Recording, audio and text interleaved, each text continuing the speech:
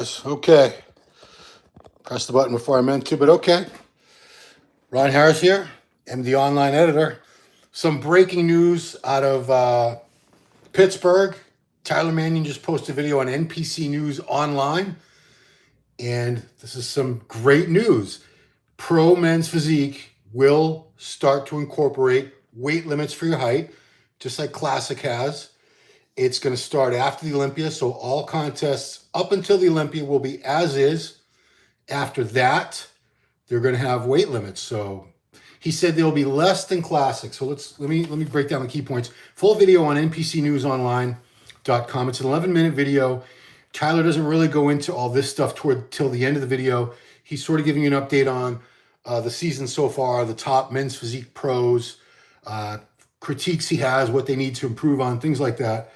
So a lot of us have been feeling for a while now that men's physique, I don't want to say it's gotten out of control because it hasn't gone that far, but it's headed in that direction. It began in, I think it was 2012, and it was supposed to be originally men's physique, the ideal beach body. So for people that didn't want to look like bodybuilders, they didn't want that much muscle mass, that extreme look. They wanted something that was more along the lines of a really well-built athletic guy you'd see at the beach and you'd be like, wow, I want to look like that dude. Whereas it should be something where it was appealing to everybody, where nobody would look at a men's physique athlete, a top one especially, and go, oh, that's too much, that's disgusting. The guys have been getting bigger and bigger and bigger, as you know, the past few years. And, I've commented on this, and one thing I've noticed is they don't get their midsections any bigger. They're able to maintain a very small, tight midsection, flat abs, still a narrow waist, while building their backs. As Tyler noticed, it's really the backs that have gotten more massive over the past 10 years or so, or more so since like 2017, 2018 is when people started to really see the shift toward more mass. And it was more back development. But you see these massive shoulders, just as big shoulders as you'll see on a Classic Pro or 212 Pro, some open pros. I mean, some of these guys in men's physique have huge shoulders, huge arms, really wide backs. And again, they keep the waist tight, which is good because if they had a blocky waist, their division is all about awesome V tapers and a tight midsection, details and all that. So those guys would not place well. They probably wouldn't even make it to the pro ranks. They wouldn't get that far. So some other things that he talked about, one of the reasons that they're instituting this is they want to make it a distinction between the mass levels between men's physique and the next division up, which would be Classic. So Tyler said they should not be able to compare with the best Classic. If you took these guys out of the board shorts, put them in men's physique trunks, Classic physique trunks, they shouldn't be able to place. The top men's physique guys shouldn't be able to place in Classic physique. They shouldn't be that big. Classic, even though it's not as big as 212 and open in terms of thickness, they shouldn't have that much, what he referred to as the density especially. Yeah, and I agree with that. They should look out of place. The muscularity and the density, they shouldn't be that big. They want to keep it a sleek, aesthetic look. Now, you can't put the genie back in the bottle. They're not going to be as small. They're not going to go back to the size they were 10 years ago, 11 years ago. But it's going to keep them from getting bigger because when there's no weight cap, there's no boundaries, people will just keep pushing. So, let's say, I don't know, what's one of the pros? So like Bumstead's 6'1" and a half or something. He could be like 240. I mean, theoretically, you could have had a men's physique pro, same height as Bumstead, but be like 260. I know it's a ridiculous analogy I'm making here, but you see what I mean? When there are no boundaries or limits in place, people will just keep going further and further. I mean, we've seen it in bikini. The women have gotten much more muscular since that division began. We've seen women's physique where they started off smaller like Dana Lynn Bailey, and now Natalia and Sarah and a lot of the other top women's physique, they're as big as a lot of the bodybuilders. In fact, at this last New York Pro I went to, I saw a lot of the women's physique competitors that would have actually done better than some of the women bodybuilders that were in the bodybuilding division. They were actually as big or bigger because a lot of the female bodybuilders that are the bigger ones that do real well, they don't do the smaller shows. I'm not calling it a small show, but they reserve their competitive outings for the big prize money, like the Wings of Strength and the Olympia. They don't do most of the other shows. So a lot of the I don't want to say B-level women's bodybuilders, female bodybuilders, they're not much bigger, if bigger at all, than women's physique. So men's physique, this was put in place, not a moment too soon, because these guys were getting bigger and bigger. And, I said many times when I'm doing contest coverage, because it would astonish me every season, the guys would get bigger and bigger. And I'll say it's like a more juiced up look. Now, obviously, we know PEDs are used in every division, every professional sport. So it's not like I'm saying, oh, how dare they? Yeah, go ahead. Everyone's going to use drugs. It's not a big deal. It's just part and parcel of what this is all about, unfortunately, but it is what it is. But you shouldn't look at a men's physique guy in the board shorts and go, God, this guy's juiced out of his skull. Now, typically the guys that had that look where they were really heavily muscled, veins on top of veins, it's silly because trend's not the only thing, but I'd say they look trend out of their skull. I know, I'm just being ridiculous. But those guys typically didn't do very well. So I'm glad that the NPC stepped in and did something before things got out of hand, because it could have got to the point where these guys were as big as Classic or bigger, and there's nothing, they weren't breaking any rules because there were no boundaries. There's no weight that they had to come in at, but now they're going to have to do height and weight just like the Classic guys do, whereas they never had to do anything at the check-ins before.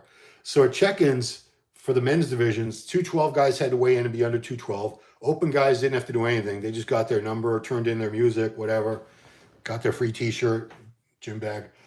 But now the men's physique guys are going to do exactly what the Classic physique. They're going to get heighted. They're going to take their height at every show, because heights change dramatically, and they're going to get weighed in. And if they miss the weight for their height, they're disqualified. They won't be allowed to compete. Usually they'll give them like an hour or 90 minutes, if there's time where they can run around and try to lose the weight. But we're going to see that. All right, let's go to see what you guys got to say. What have you guys got to say? Let's go to the phones. Varangian Vigilante, good decision. Some physique guys are bigger than Classic guys right now. Yeah. Like I said, and you know what? This is another thing that has me wondering is maybe we don't need as much food to grow muscle as we think we do, because you'll see a lot of these guys in other divisions like 212 and open bodybuilding, especially, really pushing the food, getting bigger and bigger, and their midsections, some of their midsections really get blown out and much larger. Oh, what happened to my chat? Oh boy. Oh, there it goes. Whereas in the men's physique, these guys get bigger and bigger up top, chest, shoulders, back, arms, massive, but they don't usually have any growth in the abdominal area. They keep that midsection really small. Uncertainty principle, finally they addressed the burning issue. Yeah, I'm glad, because people can only complain so much before they have to do something, because the fans are the ones that buy the tickets, support the shows. I don't know how many guys in men's physique were upset about this direction where they were getting bigger and bigger. Maybe some of them are going to be very upset about this, because now they can't. Some of them are going to have to come down in weight. Some of them are probably going to be over what these weight limits are.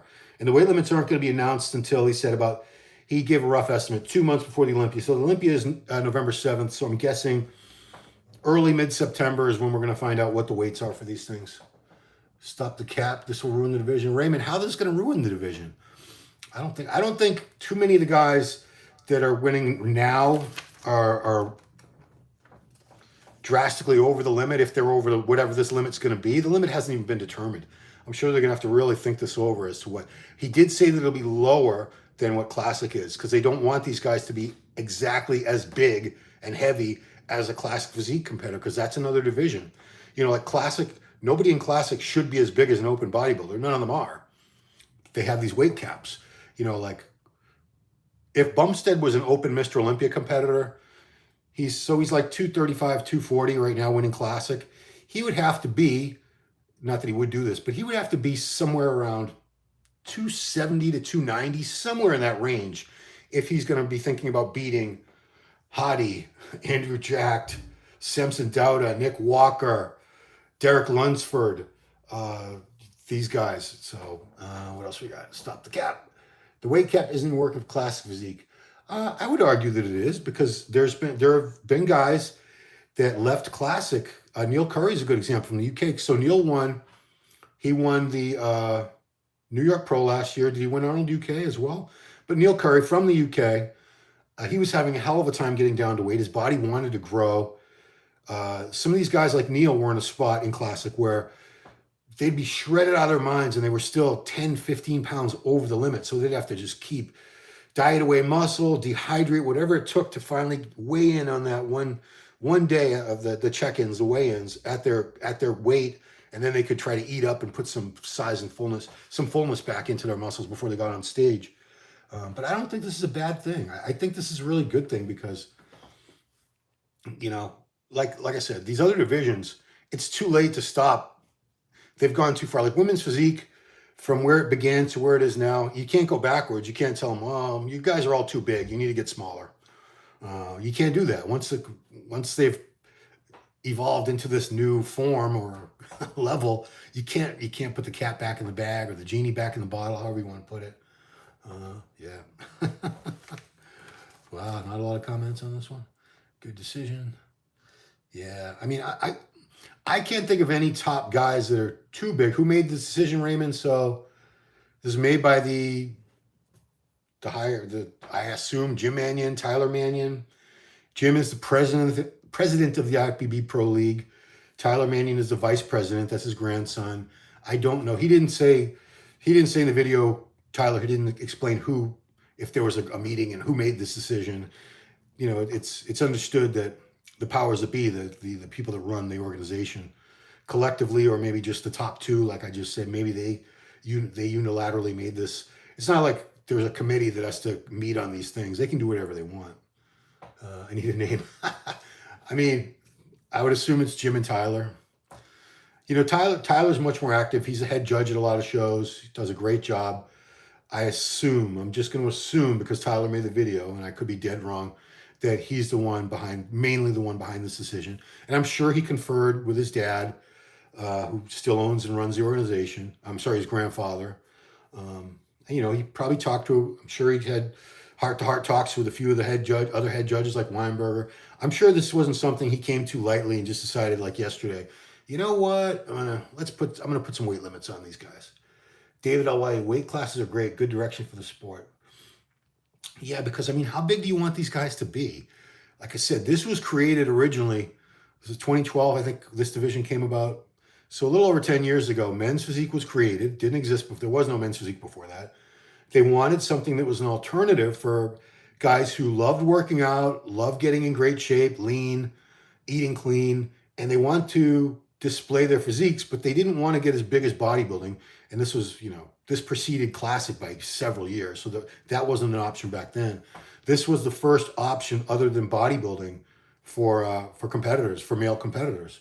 You know, women had, fitness came along first for women. There was women's bodybuilding, just like there was men's bodybuilding. Those are the first two divisions for, you know, decades and decades. Women, I think fitness came first. Then they introduced figure. Then they introduced bikini. And I think women's physique came along shortly after that. And more recently, just a couple years ago, they introduced wellness. So they have all those divisions. Men still has really just bodybuilding. For the pros, it's 212 and open. In the amateurs, it's just bodybuilding one class. Classic physique and men's physique. So men really just have three options for competing. And I think it's a great idea that, you know, these guys, they say, I don't want to get that big. I don't want to be as big as a bodybuilder. You know, if you're going to have this division, might as well include those people and have as many people be able to thrive and succeed in the division without having to become something they don't want to be. Let's see. Brandon, a Looney Tunes fan. What's up, Doc? Well, that would be the Looney Tunes.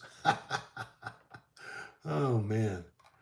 Yeah, so I personally, I applaud this decision. I'm very happy that they made it. I'm not like I sub to you. Thank you, Brandon. I'm not a huge fan of the division, and it's not because, you know, I don't make fun of the board shorts. A lot of these guys have big legs. I don't say they have chicken legs or anything, but I prefer divisions where there's posing. You actually can display the physique. Like Logan Franklin was a pretty damn good men's physique competitor. He was at the Arnold a couple times, did well. The Olympia, he won a couple pro shows as a men's physique guy. But he felt his physique looked much better when it was moving and posing, and you could really see the full development. Whereas men's physique, you just stand there. It's a front pose and a back pose. It's not a lot. I mean, it's great that they can stand there and show off, but you know, you even see a lot of these guys in men's physique now. They're not supposed to be doing any posing, but they'll come out there and they'll hit a real quick pose or something in between, like as a transition before they turn around and show the back or something. Or when they turn around, they'll hit a really quick flex and then they'll go back into just a relaxed, so-called relaxed pose. Good decision. Raymond Jones, more mandatory poses would make the division better. They just made it worse. They don't have any, I mean, they don't really have any mandatory poses in men's. We're talking about men's physique, not classic. They have a front stance and a back, face the front, face the back. They don't do anything else. At least figure they go all four ways. Core turn to the right, core turn to the right, core turn to the right. But in bikini and men's physique are the only two divisions where it's just front and back shots. There's nothing else. They don't even get to do sideways stuff. Let's see. Arnold said, Ryan Terry, Sadiq, Jeremy, true physique guys. Yeah, I mean, Ryan Terry on track to maybe win the Olympia this year. We'll see. He just did a hell of a job at New York Pro. The Ageless Beast Factor, Life and Fitness Run. All you old school guys make fun of the division. Come on. I mean, I make fun of I don't make fun of. I came from an era where it was just bodybuilding. It was a simpler time. And I just, obviously you can't turn back the clock, progress. I miss those simple times. I mean, I used to go to shows where it was just bodybuilding, late 80s into the early 90s, mid 90s, just bodybuilding, no other divisions, and they were packed. I mean, I'm talking like there would be like 20, 30 light heavies, 20, 30 heavyweights, 20, 30 middleweights, 20, 30 teenagers in bodybuilding, just bodybuilding. I mean, there would be 200 to 300 competitors at some of the big regional shows, and they were all male and female bodybuilders. Now you go to them, you're lucky if even like a quarter of the competitors are bodybuilders. It's all these other divisions. So I'm just being nostalgic. I'm being a grumpy old man who, wishes things were the way they used to be. But you know what? I get this whole thing where everyone's included. There's a category for everybody. I really think they can't add any more, but you know what? I could be dead wrong about that. I mean, at least NPC, IFBB Pro League, they don't add these wacky categories like I see in Europe where there was one where they had jeans on. There was one where it was like little kids, some really strange categories over there. Let's see, all about the Looney Tunes. Are you more interested in the division now, Raymond Jones? No, but, I respect everybody. These guys all, I know there's a couple of pros at my gym, men's physique pros. Chidube Anene, he actually just moved away, but he was at my gym for several years. I see how hard these guys train. A guy named Mickey, what's Mickey's last name? Mickey IFBB Pro is his Instagram. He's just started competing as a pro this year. He was just at New York Pro. Mickey. Anyway, there's a couple of them at my gym. They train very hard. This guy, Mickey, he's a men's physique pro. He squats 500 pounds for 10, 12 reps. He's got big legs that you can't really appreciate because of the board shorts. But they train their asses off. They train just as hard. They eat the way we eat. I don't know, but I wonder. I don't think they stuff themselves. Like I said, these guys are making me think that maybe bodybuilders eat too much. Like we don't need to eat as much as we eat because these guys are still growing. They're not as huge. So I don't know. That's a debate for another day. Let's see. Konstantinos, you're right, Ron. I don't care who attends men's physique except for men's physique competitors. Respect to those guys, however. Your tattoo? Which tattoo? I have a lot of tattoos. I don't know which one you're talking about. You're talking about the Exorcist one? Where's my wife? She's in here somewhere. Oh, there she is. Oh, there's my wife. Look at her with the angel wings. Oh, boy. And they got Jesus over here. Yeah. Got all kinds of silly tattoos. Yeah, I mean, if I've been, what's the word? Not mocking, but if I've ever been like sounded disrespectful toward men's physique, I apologize because I do respect all these athletes. I've been harsher towards women's bikini than anything else, and it's again, I know they work very hard, they spend a lot of time training, and they eat and everything, but I'm basing it off how much muscle mass you have, how little body fat you have. So the divisions where you have to have a lot of muscle mass and very little body fat, I tend to put a little more stock in those because to me, that represents more effort because they had to build all that muscle and then they had to get rid of all that fat. So if there's a division where the people are smaller and softer, like women's bikini, I know they work hard, but they don't have to be, they don't do the things that the other ones do to have more mass and to be leaner. So it's an effort thing with me. Don't go back. I'm just a cranky old man. Don't worry about me. Raymond Jones, I hope they target open next to eliminate poor conditioning of bubble guts. Well, they do that in the judging. So if anybody shows up in poor conditioning, and we've seen it, they don't get looked at. They get passed right over. They get last call out. I mean, you see it at every show. Either if you go to a show or you can watch the live stream, if you watch the judging, you'll see first call out. Those are the guys that look the best. Second call out, guys usually still look pretty good. By the time you get the third call out, or if there's enough guys for a fourth call out, usually those guys either they're not very big or they're big, but they're way out of shape. They're not in shape. Like the Cali Pro a couple weeks back, I was appalled at the condition on some of the guys in the open men. Appalled. Because, I tried to turn pro for a few years, obviously. Some of you guys know that. And I never had the best physique. I was never the biggest. I never had the prettiest shape. But I always came in conditioned, shred out of my skull, because that's one thing I was always able to control.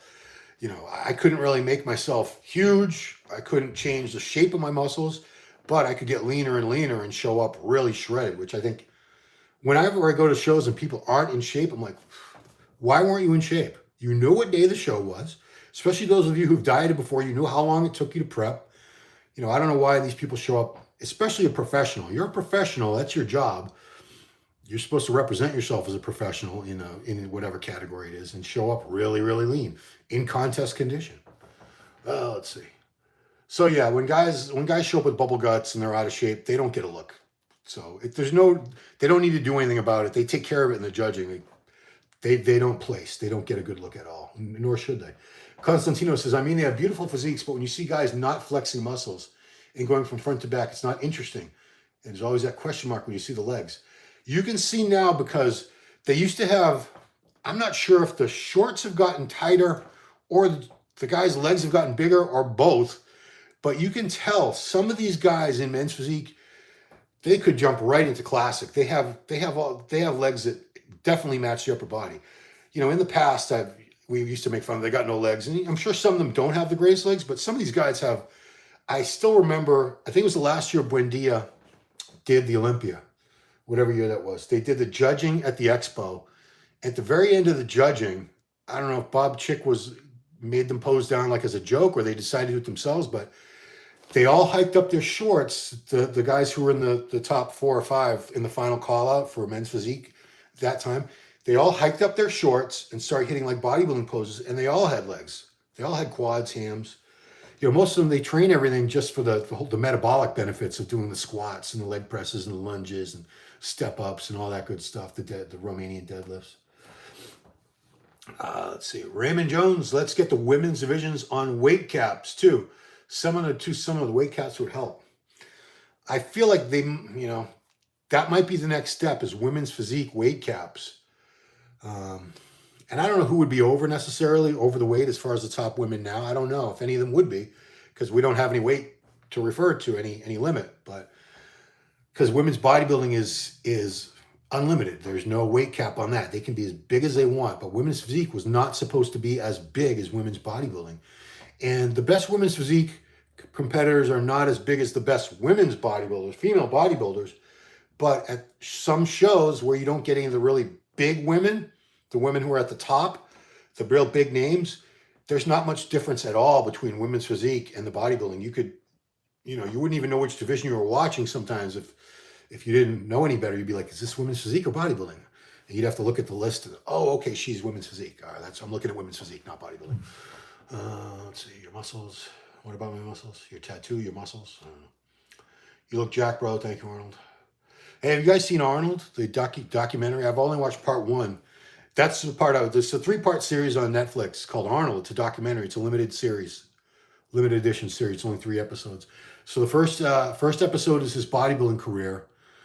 So much great footage I've never seen before. Because, about 30 years ago, Arnold bought all the outtakes, all the unused footage from Pumping Iron. He bought it from, not George Butler. Who's the other guy?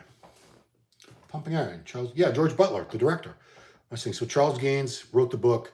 George Butler. So there were parts in there that I didn't even know they ever had on film. Because if you've got the book, I've got the Pumping Iron book somewhere. There are things in the book that were never in the movie. And I was like, well, They must have just gone around taking these pictures around the country, around the world. But they actually had footage, film footage of some of these things, and a lot of stuff, workout footage, competition footage from old Olympias that Arnold won, like 1974.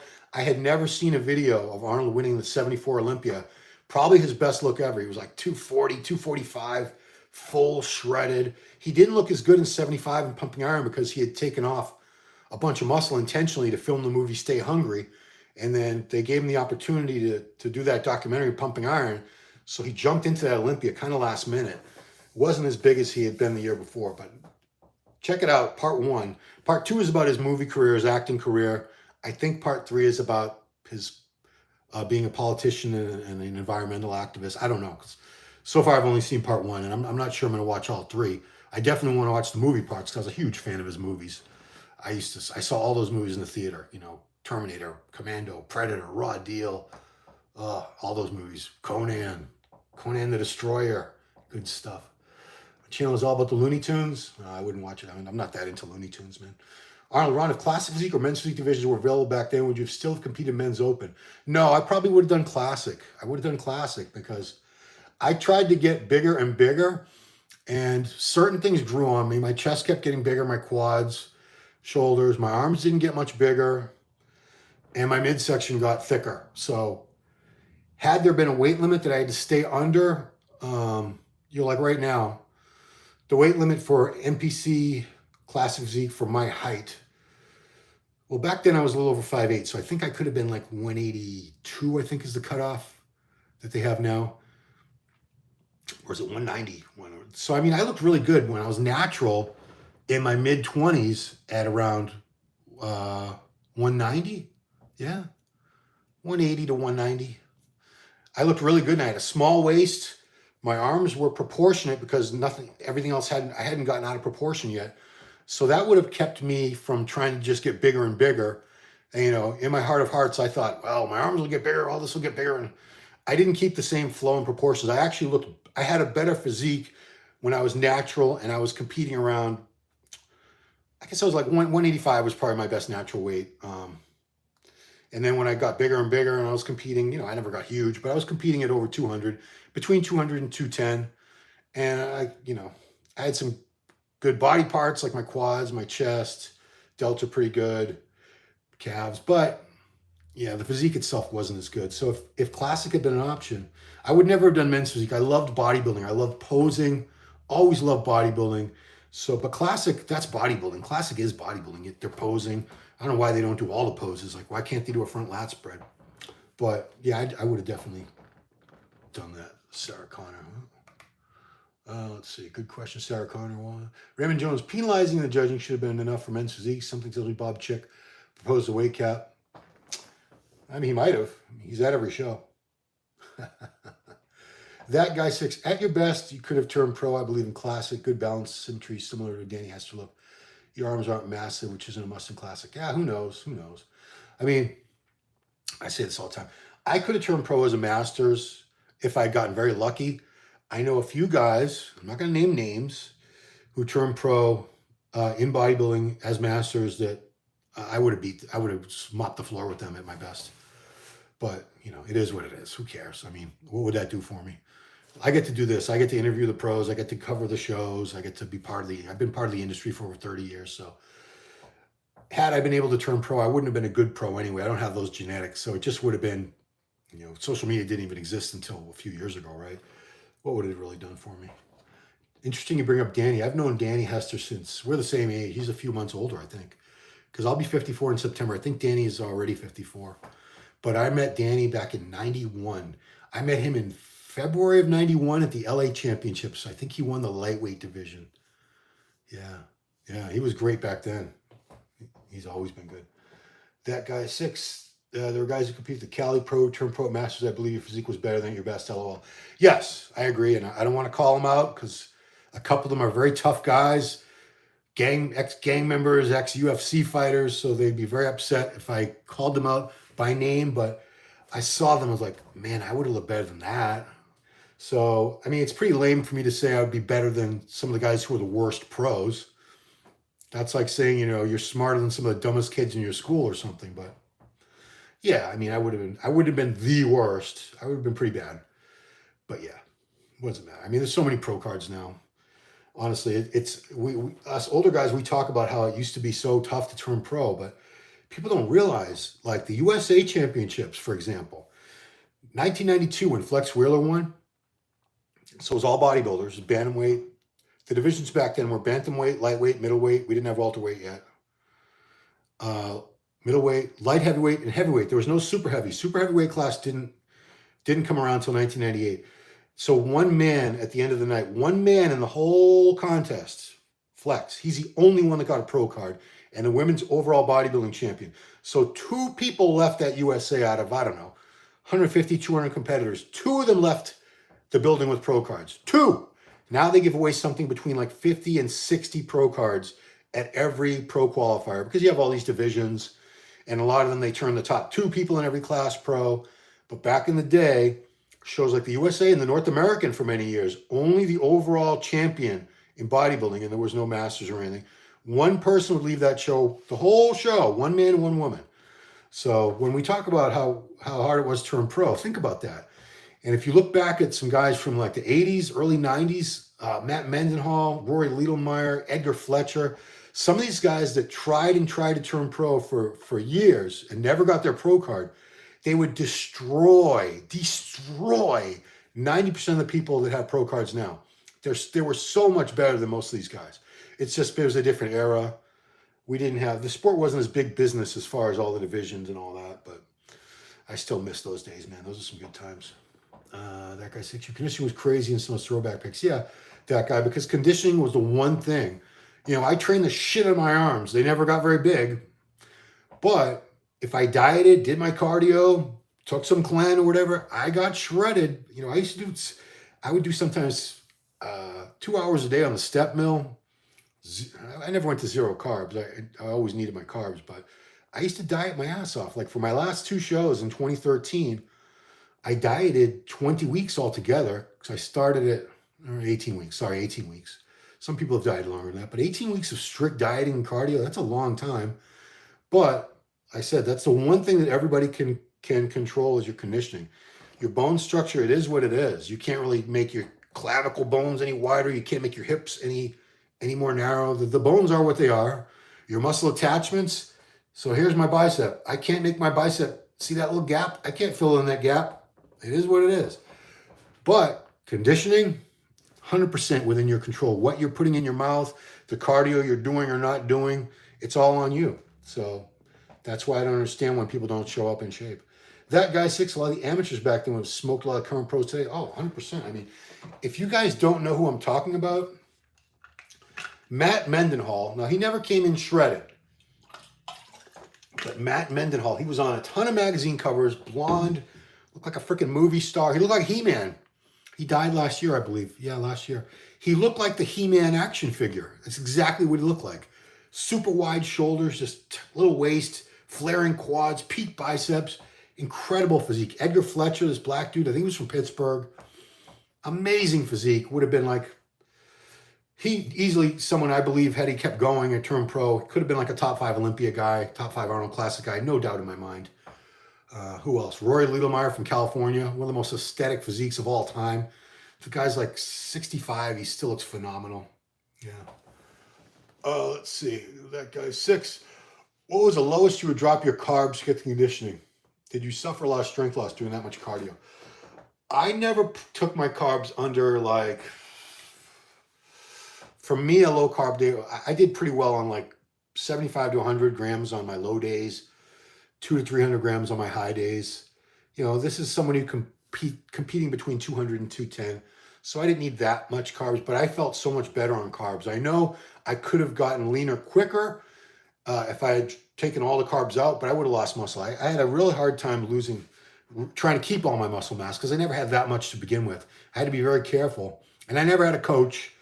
And I did end up losing muscle on more than one occasion to achieve that conditioning, especially for me to get the glutes really crispy and striated and the hamstrings really striated and deep cuts between all the heads of the hams. For me to get that look, it took like another almost 10 pounds beyond the rest of my body was already just shredded. I would need to drop like another 7 to 10 pounds to get the glutes and the hams there, and everything else would flatten out. Like the last show I did, Masters Nationals, I was shredded, crazy, crazy condition. It would be up. It would have been comparable condition to any pro, most pros anyway. It would have been not out of place on a pro stage in the first call out. The condition, not the actual physique. But I look at it and I was like, man, I was flat as fuck. Maybe a coach could have saved me. Did I lose strength? Yeah, I did lose strength. I mean, I probably was about, it didn't bother me that much, but I bet toward the end of preps, I was about 25% less strong than I normally would have been, but it didn't, I didn't care. Let's see, Smoke, thoughts on fasted cardio during prep. Hence, you think the body gets used to it if you try it numerous preps? I always did it that way, and then my last couple preps, I tried just doing my cardio after my weight training. Didn't make a difference. I got just as lean. Lane Norton, BioLane, if you know Lane Norton, Dr. Lane Norton, PhD, he's really made a lot of insightful posts and videos about how there is no proof, not 1 ounce of proof, that fasted cardio is any more effective than doing it in a fed state. It's really, and for years and years, I've been telling people, you got to do the fasted cardio. There's no glucose in your system. There's no carbs in your system. Your body's going to go right into the body fat. Turns out there's different mechanisms for burning fat. So it's not as cut and dried as we thought it was. It's really just about burning the calories. It's a caloric balance. So if you're eating 2,000 calories and you're burning 2,200 calories, you're in a caloric deficit and you're going to get leaner no matter what. It's just simple math, which is the only math I can do, is very, very simple math. Carb cycling ratio. I didn't really cycle my carbs. The only way I cycled my carbs, which wasn't really like, I wasn't doing it intentionally, but I ate less carbs. My lower carb days were just the days I didn't weight train because I knew I didn't need it. I would just do my cardio, my fasted cardio in the morning, come home and have breakfast, eggs and oatmeal. Yeah. And I would usually maybe have carbs, small amount of carbs and a couple more meals. And then most of the meals would just be like protein and veggies, like a little piece, like 6 ounces of salmon and a bunch of green beans or something, or, a little sirloin patty and broccoli, something like that. I wasn't having carbs with all the meals. So I would do my lower carb days on the days I didn't weight train, and then I would have more carbs. So 75 to 100 grams of carbs, generally speaking, for me on the non-training days, 200 to 300 grams carbs on the days I did weight train. And that worked well for me. I think there's so many different ways to do this that all work. It's like, how many different ways to skin a cat? A lot of ways. Poor cat. Carb, thank you. That makes a lot of sense. Yeah. I mean, I wish, I feel stupid because I propagated this myth. So many of us did, that you have to do fasted cardio. That's the only way you're going to get truly shredded. And a lot of people, they're convinced, they say, I've tried it different ways and that works better for me. I think it's probably it might be a little more effective, but I don't know. And these studies don't bear it out. Lane's there are published studies that have shown that it doesn't matter. It doesn't matter when you do the cardio, as long as you do the cardio. You don't have to be fasted. You can have carbs and then go do cardio like an hour and a half later. It's just the fat's going to burn in a different, either you're going to burn more fat then or you're going to burn more fat later. It all seems to equal out in the end. It doesn't matter. Like I said, cardio, you have to wait and stay for 45 minutes thinking you need to slam BCAAs to prevent muscle loss. I would. I mean, that's what I always did. I didn't do 45 minutes. To me, that was, I tried to limit my cardio to 30 minutes after weights, 30 to 40. But, that was just my little thing. But yeah, I always did, because we didn't have EAAs yet. I was doing BCAAs before the cardio. And if I did morning cardio, I used to take like the branch amino pills or capsules, which I don't know if they even got in my system quick enough to matter. But I think, yeah, if you do your, a weight training session, say you just train legs, now you're going to do 45 minutes of cardio. I think it's a long time to go without any amino acids in your system. So you do run the risk. I believe you run a high risk of catabolism, losing muscle tissue, if you don't do that. I would slam the BCAAs or EAAs, essential amino acids. I would do those for sure. Yeah. All right, guys. We've gone way off topic, and that's okay. That's what we're here for. I do these to talk about whatever you guys want to talk about. But so that's it. Men's Physique. Full video is on NPC News Online channel. Tyler Manning. It's an 11-minute video.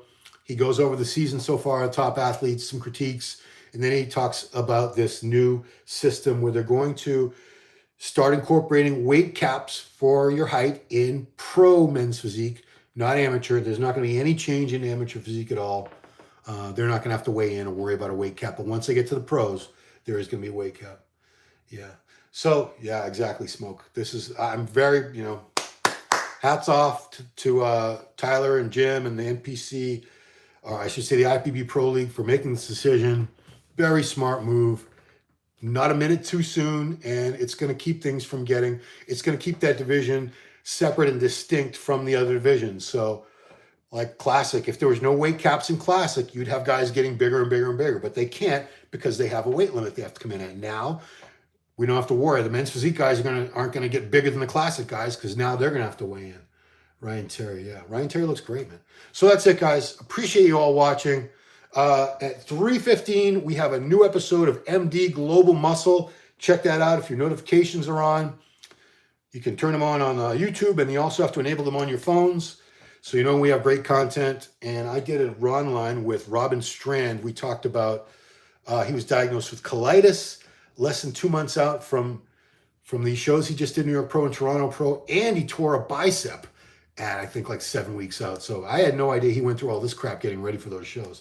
Very cool kid. We talked a lot about mental health and how he's gotten over his colitis and rehabbed the injury, trained around that, things like that. Really cool stuff. So check out MD Global Muscle at 3:15 p.m. Eastern. And then tomorrow, I'm hoping that's when we're going to put up the video interview with Robin Strand from Canada. So that's it, guys. Thank you so much for watching. Appreciate it. See you next time.